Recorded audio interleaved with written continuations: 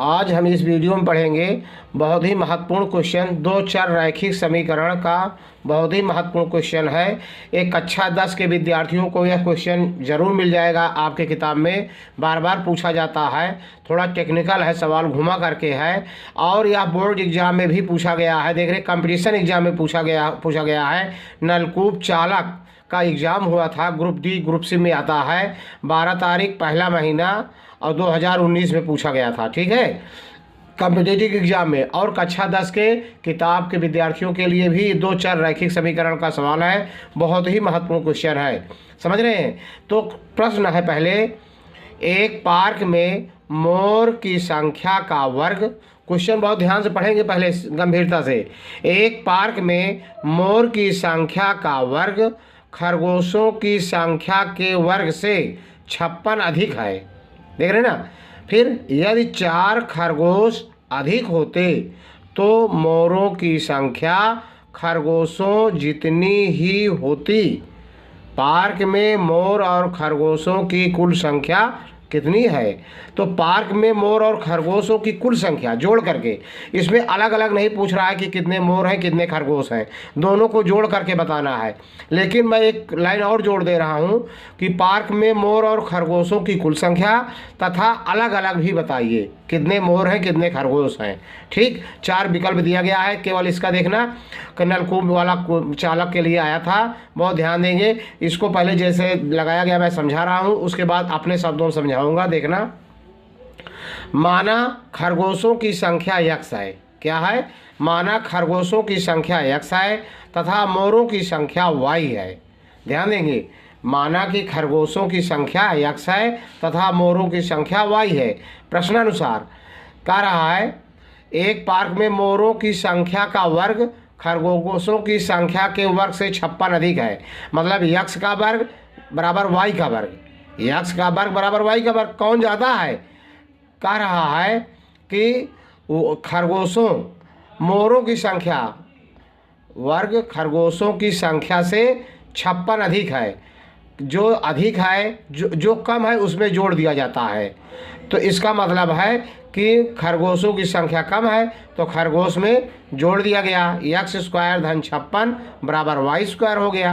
अब पक्षांतर कर लिया गया तो इसका y स्क्वायर, ये x स्क्वायर उधर भेज देंगे तो माइनस वाई स्क्वायर, ये बराबर 56 बचेगा।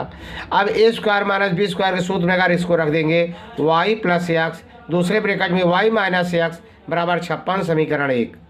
ठीक, अब पुनः प्रश्न से फिर कह रहा है यदि 4 खरगोश अधिक होते, खरगोशों की संख्या कितना है x, तो 4 खरगोश अधिक होते तो x प्लस 4 होते। कहने मतलब अगर x प्लस 4 खरगोश होते तो मोरों की संख्या कितना है? y बराबर y। तो मोरों की संख्या खरगोशों जितनी ही होती। मतलब अगर खरगोश 4 अधिक होते तो x प्लस 4 बराबर मोरों की संख्या y, ये इसके बराबर होता। मतलब अगर मोरों की संख्या 4, खरगोशों की संख्या 4 अधिक होती तो मोरों की संख्या इसी के बराबर होता। अब इसको लिख सकते हैं y, ये x उधर ले जाएंगे माइनस, y माइनस एक्स बराबर 4। ये समीकरण 2 हो गया। देख रहे हैं ना? अब समीकरण 1 और 2 से हल करने पर देख रहे हैं ना? अब इसको आप कैसे हल करेंगे देखिए। अब यहाँ पर कितना आया है? यहाँ पर देखिए ये y प्लस, यही बच्चे गलत करते हैं। देखना समीकरण 1 और 2 से, तो समीकरण 1 कितना था? y प्लस एक्स, एक ब्रैकेट में था y माइनस एक्स बराबर 56। और यहाँ समीकरण 2 कितना आया है? y माइनस एक्स बराबर 4।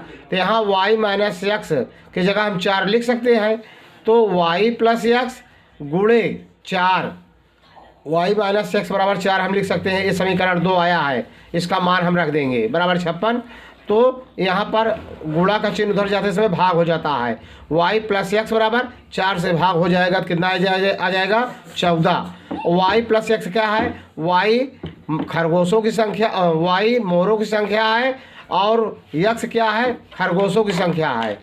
तो मोरों की संख्या प्लस खरगोशों की संख्या दोनों मिलाकर के 14 है। कितना है?